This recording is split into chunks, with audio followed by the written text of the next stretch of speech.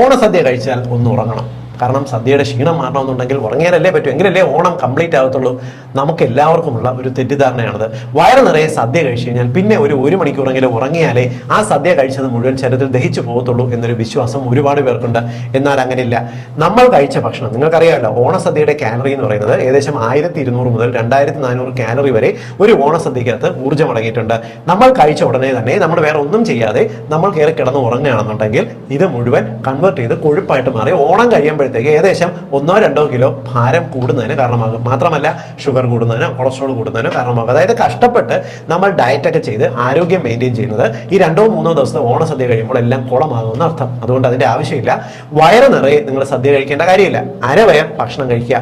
നിങ്ങൾക്ക് ഭക്ഷണം കഴിച്ചു കഴിഞ്ഞാൽ ഉറങ്ങുന്ന ശീലമുണ്ടെങ്കിൽ 20 മിനിറ്റ്, മാക്സിമം 20 മിനിറ്റ് മാത്രം ഒന്ന് ഉറങ്ങാനായിട്ട് നോക്കും. ഒരു കാറ്റ് നാപ്പ് സ്ലീപ്പ്. അത് നിങ്ങളെ തലച്ചോറിനെ ഒന്ന് സ്റ്റിമുലേറ്റ് ചെയ്യുകയും ശരീരത്തിനെ ഒന്ന് റിഫ്രഷ് ചെയ്യും, നമ്മളൊന്ന് റീസ്റ്റാർട്ട് ചെയ്യുന്നതിന് സഹായിക്കുകയും ചെയ്യും. അതുകൊണ്ട് പ്രോബ്ലം ഇല്ല. 20 മിനിറ്റിൽ കൂടുതൽ സദ്യ കഴിച്ചിട്ട് നിങ്ങൾ കിടന്ന് ഉറങ്ങരുത്. എപ്പോഴും നല്ലത് ഓണസദ്യ കഴിച്ചതിന് ശേഷം അത്യാവശ്യം ഓണക്കളികൾ, വീട്ടിലുള്ള എന്തൊരു ഊഞ്ഞാലാടുകയോ വീട്ടിലിപ്പം ചെറുതായിട്ടൊന്ന് ഓടിത്തൊട്ട് കളിക്കുകയോ പോലുള്ള സിമ്പിൾ കളികളിൽ കൂടുതൽ എന്റർടൈൻമെന്റിൽ കൂടുതൽ നിങ്ങൾ പ്രവർത്തിക്കാൻ നോക്കുക. എങ്കിൽ നമുക്ക് ഇത്തരത്തിലുള്ള സംശയങ്ങളും മാറും. ആരോഗ്യത്തിന് നല്ലതാണ്. അപ്പോൾ സദ്യ കഴിഞ്ഞിട്ട് ഉറങ്ങിയാൽ കുഴപ്പമുണ്ടോ എന്ന് ചോദിക്കുന്നവരോട് ഇതൊന്ന് ഷെയർ ചെയ്ത് കൊടുക്കും കേട്ടോ.